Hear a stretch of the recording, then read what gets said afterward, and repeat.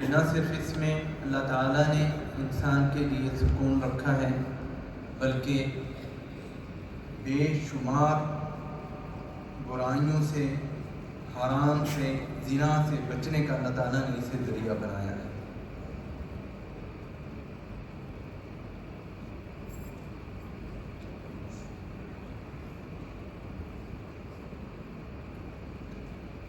اور یہ یاد رکھیں کہ ہر چیز کی بنیاد جو ہے وہ تقویٰ کے لیے ہی ہوتی ہے، اور نکاح جو ہے اس کی بنیاد بھی تقویٰ ہی ہے، اور اسی تقویٰ کو ہمیں اختیار کرنا چاہیے۔ تقویٰ اصل میں ہے کیا چیز؟ تقویٰ یہی ہے کہ انسان اپنے آپ کو برائیوں سے بچائے اور اللہ کے قریب تر کر لے۔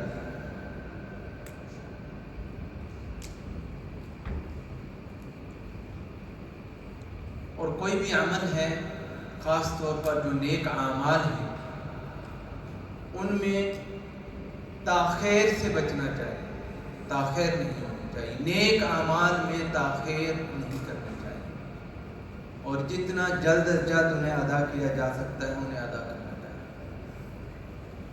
نماز ہے تو نماز کا جو مقررہ وقت ہے اس پر اسے ادا کرنی چاہیے، اس میں تاخیر نہیں کرنی چاہیے۔ اسی طرح نکاح ہے، جس کے بارے میں نبی علیہ الصلوۃ والسلام نے کہا کہ یہ میری سنت ہے، یہ میری سنت ہے، اور جس نے اس کو نہیں اپنایا، اس پر نہیں عمل کیا، وہ ہم میں سے نہیں ہے۔ تو نکاح جب سہولت مل جائے، سہولت کا لفظ میں کیوں استعمال کر رہا ہوں؟ اصل میں بلوغت پر پہنچنے کے بعد یہ کر دینا چاہیے، وہ بیٹی ہو یا بیٹا ہو، مرد ہو یا عورت ہو، بلوغت پر پہنچنے کے فوراً بعد یہ عمل کر دینا چاہیے۔ لیکن سہولت کا تعلق اس لیے ہے کہ یہ زندگی کا ایک سلسلہ ہے، اور میاں بیوی خالی نکاح میں بندھ جانے کا نام نہیں ہے۔ جب وہ دونوں ایک ہو جاتے ہیں تو ان کا سوشل سسٹم شروع ہو جاتا ہے، اور ان کو اور کئی طرح کی زندگی میں مشکلات کا سامنا بھی کرنا پڑ سکتا ہے۔ تو جب انسان مالی طور پر اس قدر بہتر ہو کہ وہ اپنا نظام حیات چلا سکتا ہے، تو سہولت ہے تو اس کو فوراً نکاح کرنا چاہیے، لیٹ نہیں کرنا چاہیے۔ تو کہا گیا کہ تاخیر سے بچیں، یہ ایک لا علاج اور مہلک بیماری ہے، اور شیطان کا بہت بڑا ہتھیار ہے۔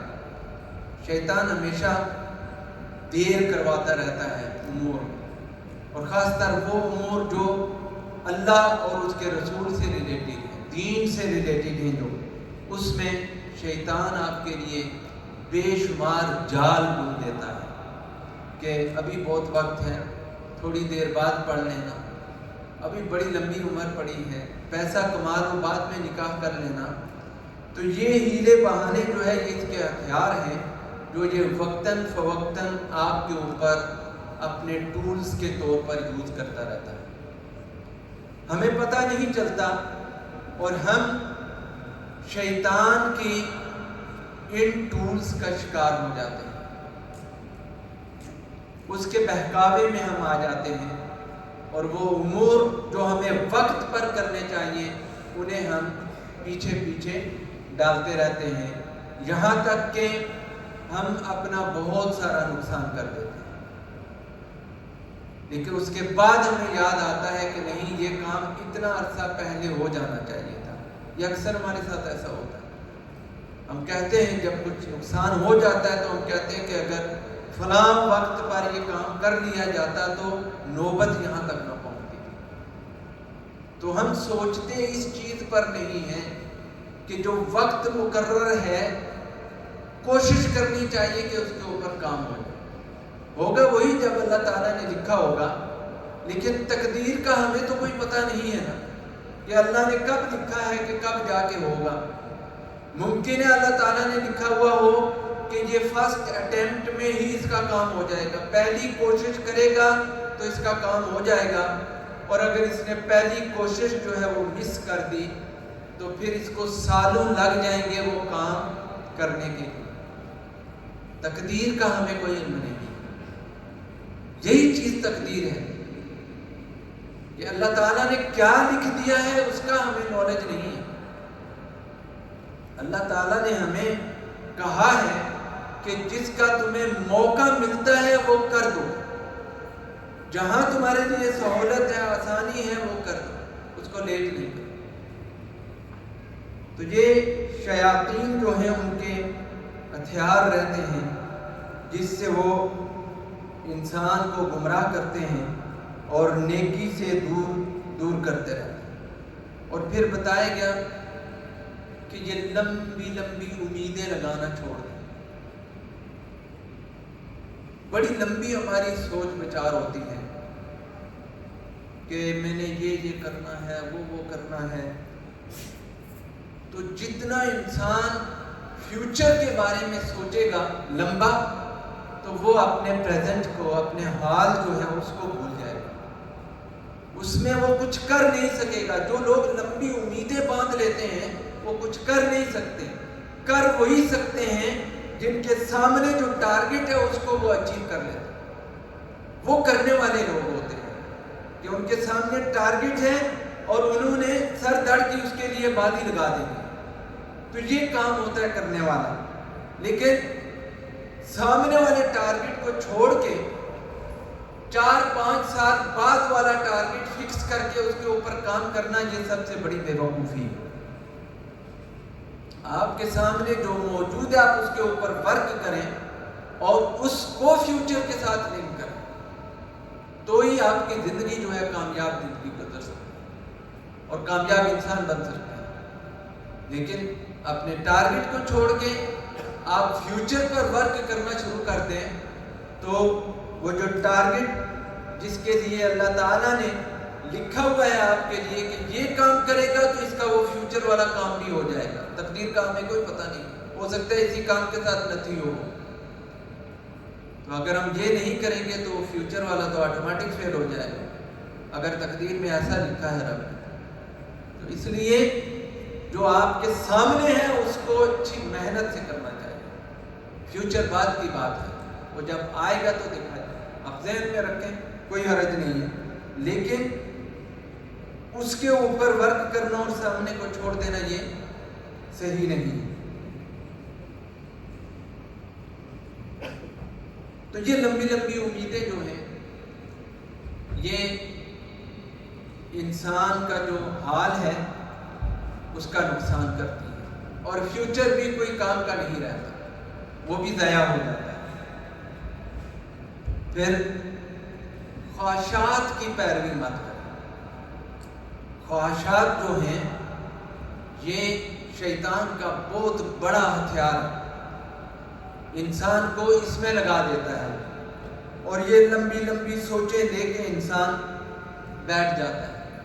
بڑی بڑی خواہشات کرتا ہے کہ میں اتنا بڑا مکان بنا لوں گا، میں اتنی گاڑیاں لے لوں گا، میں یہ کر لوں گا، وہ کر لوں گا، اور محنت نہیں کرتا. کیوں؟ شیطان نے اسے ان سوچوں پر لگا دیا ہے کہ خالی سوچنے کا کام کرتے رہو، محنت نہیں کرنا. تو جب تک انسان محنت نہیں کرے گا تو وہ اپنی سوچوں کو کبھی بھی عملی جامہ نہیں پہنا سکتا. جو لوگ کام کرنے والے ہوتے ہیں وہ سوچ کو ٹارگٹ میں رکھتے ہیں اور پریزنٹ پر ورک کرتے ہیں، تو تبھی وہ کامیابی کی زندگی گزارتے ہیں.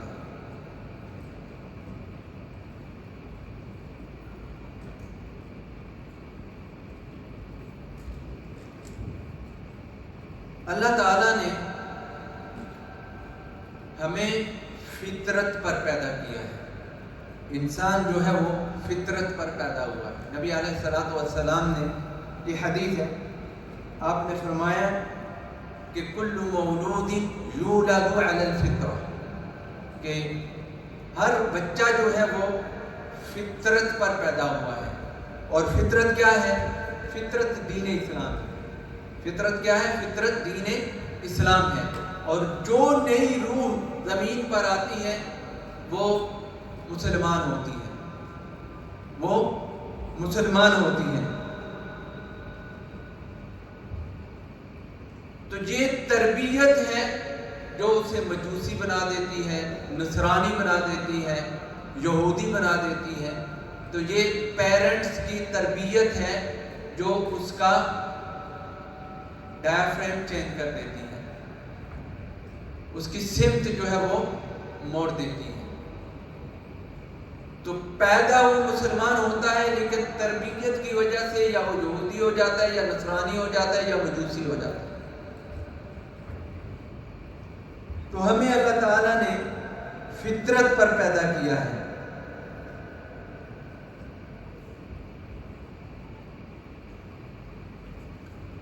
اور جب ہمیں فطرت پر پیدا کیا ہے تو میں نے بتایا کہ اصل میں فطرت جو ہے وہ کیا ہے؟ دین اسلام ہے. فطرت جو ہے وہ دین اسلام ہے.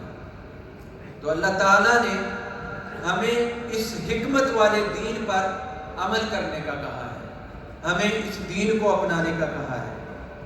تو یہ ہماری سعادت ہے کہ اگر ہم اسلام پر عمل کرتے ہیں، دین پر چلتے ہیں، نیکی کو اپناتے ہیں، تو یہ ہماری سعادت ہے.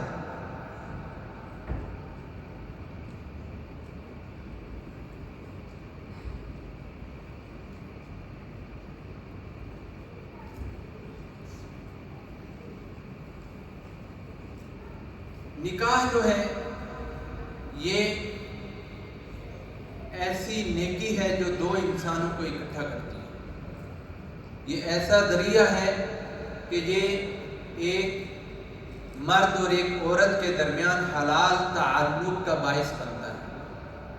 اور صرف اتنا ہی نہیں بلکہ یہ انسانی معاشرے میں امن، سکون اور زنا سے بچنے کا سب سے بڑا ذریعہ ہے. ہمارے اسلامی معاشرے کی سب سے بڑی خوبصورتی یہی ہے کہ اس میں نکاح کو حلال قرار دیا گیا اور زنا کو حرام قرار دیا گیا. بے شمار برائیاں ہیں ہمارے معاشرے میں، اس میں کوئی شک نہیں ہے، لیکن ہم بے شمار خوبیاں ہمیں غرب کے معاشرے میں نظر آئیں، مغرب کے معاشرے میں ہمیں بے شمار خوبیاں نظر آئیں، لیکن وہ معاشرہ اس خوبصورتی سے جو نکاح جیسی خوبصورتی اسلامی شریعت میں موجود ہے، اس سے محروم ہے. اور وہاں کیوں یہ محرومی ہے؟ اس وجہ سے کہ وہاں ان کے جو رولز ہیں وہ انہوں نے اتنے ٹف بنا دیے ہیں کہ نکاح پر عمل کرنا مشکل ہے. نکاح پر عمل کرنا مشکل ہے. وہاں جو رول ہیں ان کے وہ یہ ہے کہ عورت کی اگر طلاق ہوگی تو عورت کی آدھی جائیداد جو ہے وہ مرد کے حق میں چلی جائے گی. اس کی وجہ سے وہاں پر نکاح جو ہے وہ بہت مشکل ہے. خاص طور پر عورتیں ہی ڈینائی کرتی ہیں ان چیزوں کو، اور انہوں نے زنا کو عام کر دیا ہے. اس کے اوپر کسی قسم کی پابندی نہیں ہے. تو جن معاشروں میں زنا عام ہو جائے وہاں پر کیا ہوتا ہے؟ فحاشی اور ریانی عام ہو جاتی ہے. حلال کا کوئی ذریعہ باقی نہیں رہتا. اولادیں حرام کی پیدا ہوتی ہیں. جب حرام کا معاشرہ ہوگا، حرام کی اولادیں ہوں گی، تو وہ معاشرہ جو ہے وہ کس قسم کا معاشرہ ہوگا؟ وہ معاشرہ شریعت کی نظر میں جانوروں سے بدتر معاشرہ ہوگا. اور اس کے بارے میں نبی علیہ الصلوۃ والسلام نے فرمایا کہ ایک زمانہ ایسا آئے گا کہ زنا اتنا عام ہو جائے گا، اتنا عام ہو جائے گا کہ جیسے جانور جو ہے ان میں کسی قسم کا کوئی پردہ نہیں ہوتا ہے، ایسے مرد عورت کے درمیان بھی کوئی پردہ نہیں رہے گا۔ اور یہ موجودہ دور کے واقعات ہیں، موجودہ دور کے واقعات ہیں، اور یہ قرب قیامت کی نشانیوں میں سے ایک نشانی کا ہے نبی علیہ السلام نے صلی اللہ علیہ وسلم کہ زنا جو ہے اتنا عام ہو جائے گا، اور سب سے بہتر انسان اس دور میں وہ ہوگا جو ان پر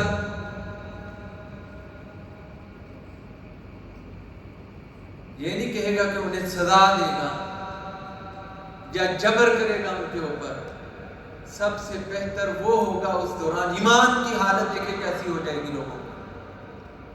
آپ علیہ الصلوۃ والسلام نے کہا کہ سب سے بہتر شخص وہ ہوگا جو صرف ان کو اتنا کہے گا کہ کاش تم کسی اوٹ میں چلے جاتے۔ اتنا ایمان باقی رہ جائے گا، اتنا ایمان کہ اس میں اتنی جرت نہیں ہوگی کہ انہیں ہاتھ سے روک سکے، جس کے بارے میں آپ علیہ الصلوۃ والسلام نے کہا کہ اگر کہیں ظلم دیکھیں تو اسے ہاتھ سے روکیں، زبان سے روکیں، نہیں کر سکتے تو پھر سب سے ضعف والا ایمان جو ہے دل میں اس کو برا جائے۔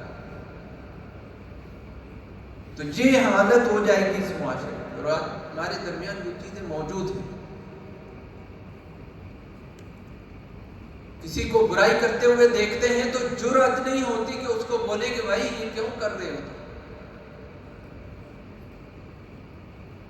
کیوں؟ اس لیے کہ ہمارے اپنے اندر ہمارا ضمیر جو ہے وہ کلیئر نہیں ہے، ہم خود سیدھے نہیں ہیں، تو دوسروں کو دعوت دینے کی جرأت ہمیں کیسے آئے؟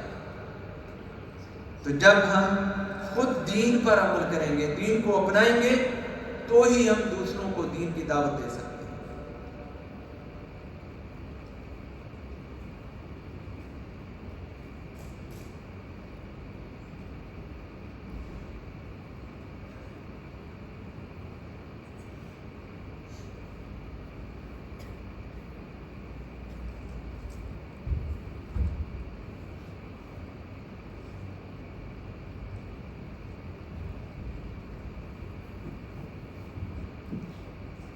رب کریم نے ارشاد فرمایا قرآن کریم میں،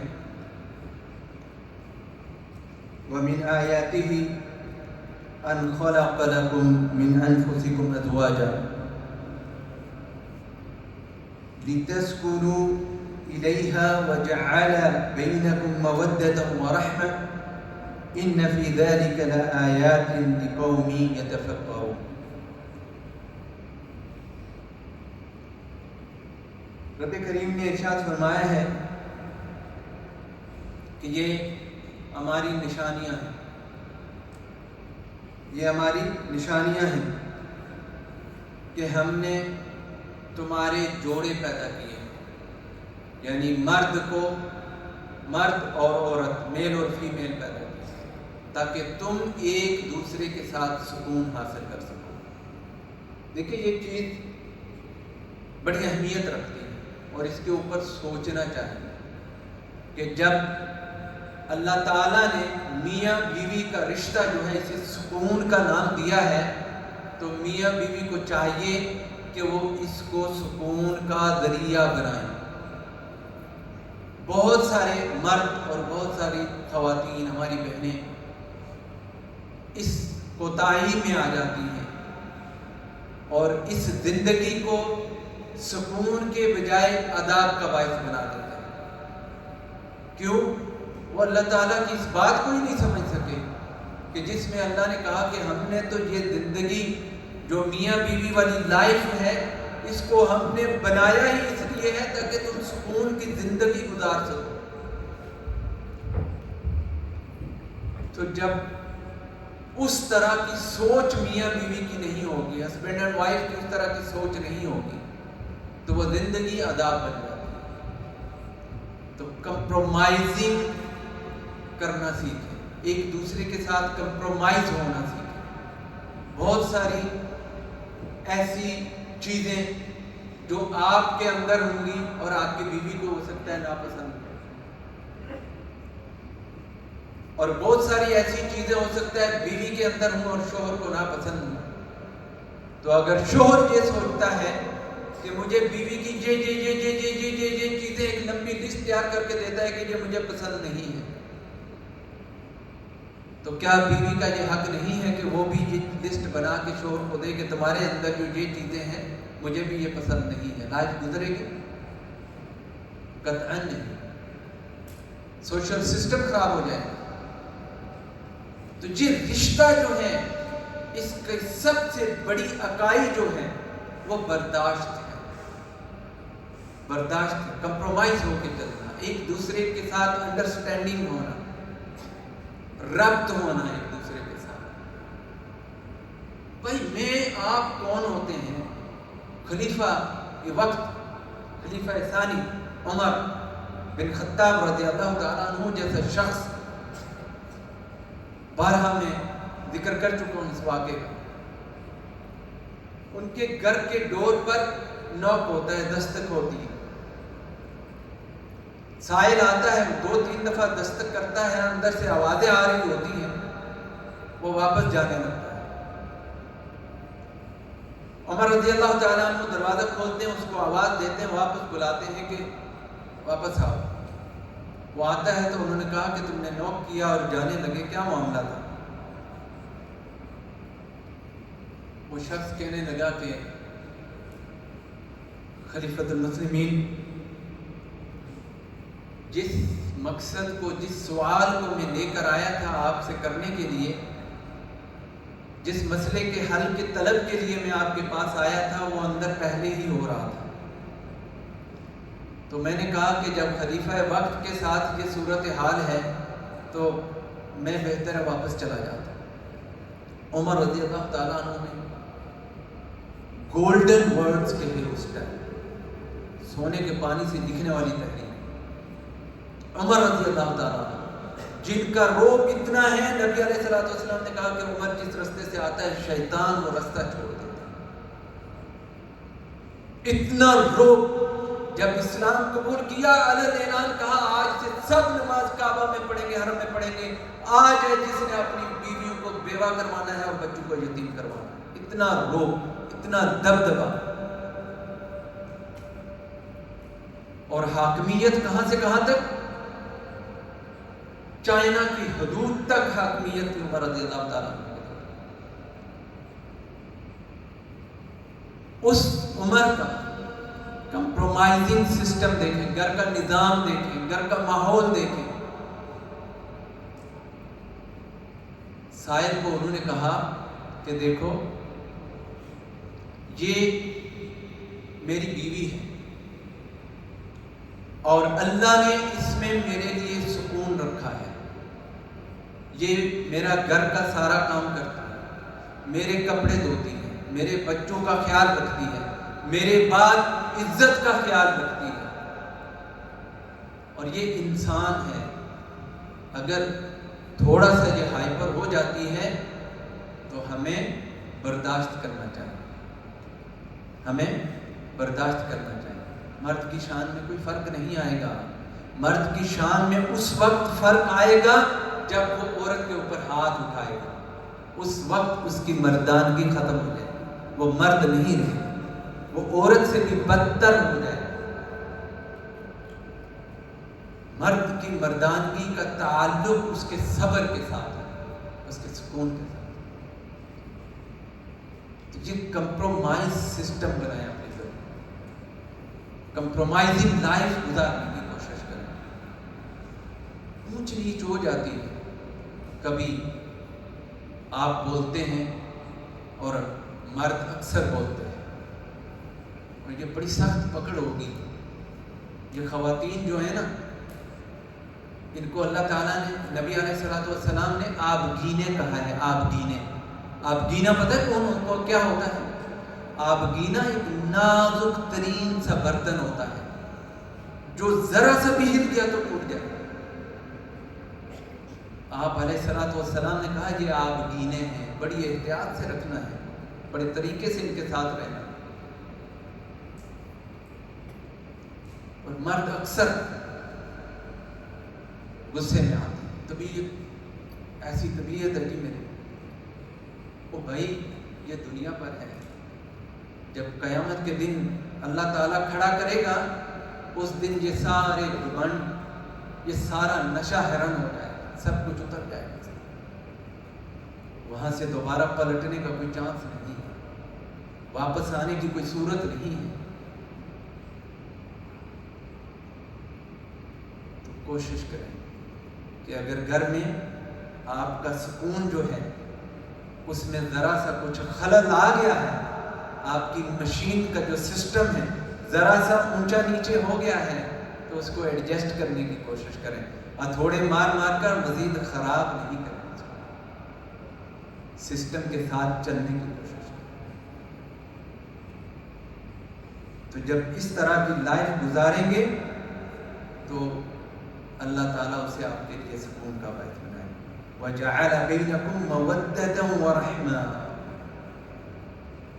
ایسے لوگوں کے درمیان اللہ تعالیٰ مودت اور رحمت ڈال دیتا ہے. پھر وہ ایک دوسرے کا خیال رکھتے ہیں. وہ مظلوم ہوتی ہیں, جتنا مرضی آپ ان کے اوپر جبر کرو, انہیں پتہ ہے ہم نے رہنا جہاں ہے برداشت کریں گے, لیکن ان کی فریاد جو ہے وہ اللہ تک ہے. اور ایک ایک پل جو ہے رب کریم دکھ رہا ہے, اس نے حساب لینا, چھوڑنا تو ہے نہیں. ان فی ذلک لآیات لقوم یتفکرون. تو یہ نشانیاں ہیں ان لوگوں کے لیے جو فکر کرنے والے, جو سوچتے ہیں ان چیزوں پر.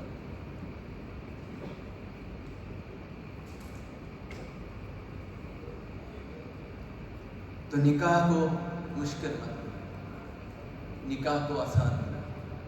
ہمارے ہاں بہت ساری شادیاں جو ہیں صرف اس وجہ سے نہیں ہوتی کہ ہم نے نکاح کا جو سسٹم ہے اس کو بہت مشکل بنا دیا. جہیز کی لمبی لمبی لسٹیں, حق مہر کی لمبے چوڑے مطالبات,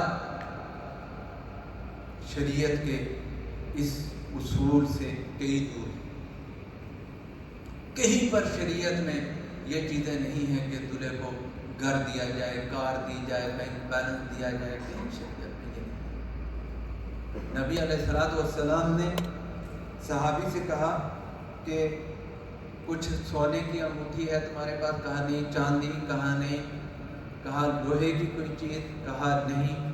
کہا قرآن یاد ہے؟ کہا ہاں کچھ صورتیں یاد ہے. کہا وہی سکھا دو, تمہارا حق میں رہتی. آسانی پیدا کرو, آسانی, نکاح آسان کرو. جب نکاح آسان ہوگا تو معاشرہ پرسکون. ہم شادیوں میں اتنا خرچہ کر دیتے ہیں کہ دلہا دلہن اپنی شب باشی کے بعد باہر آتے ہیں, آگے قرض لینے والے بیٹھے ہوئے ہوتے ہیں. یہ سوشل سسٹم جو ہے اس کی ان بیلنسنگ, جتنا آپ کا بیلنس ہے اس کے مطابق چلے. سسٹم کو ان بیلنس مت کریں, اپنا سوشل سسٹم خراب مت کریں. جتنی چادر ہے اتنا پاؤں لینا, محدود رہ کر زندگی گزارنے کی کوشش کریں. واللہ جن لوگوں نے اپنی شادیوں کم خرچوں پر کی, بڑے سکون کی لائف گزاری, بڑے سکون کی لائف گزاری. اور جنہوں نے کروڑوں خرچ کیے, پتہ چلا دوسری صبح ہی بیوی اٹھ کے اپنے گھر چلی گئی. اس طرح مال کا ضیاع اللہ کو پسند نہیں, اللہ ناراض ہوتا ہے. تو اپنے گھروں کی عزتوں کو بچانے کا سب سے بہترین طریقہ یہی ہے کہ اپنی اولادوں کا خیال رکھیں. جب یہ بلوغت کو پہنچ جائیں تو ان کے نکاح کا انتظام کریں, کیونکہ وہ آپ کی ذمہ داری ہے.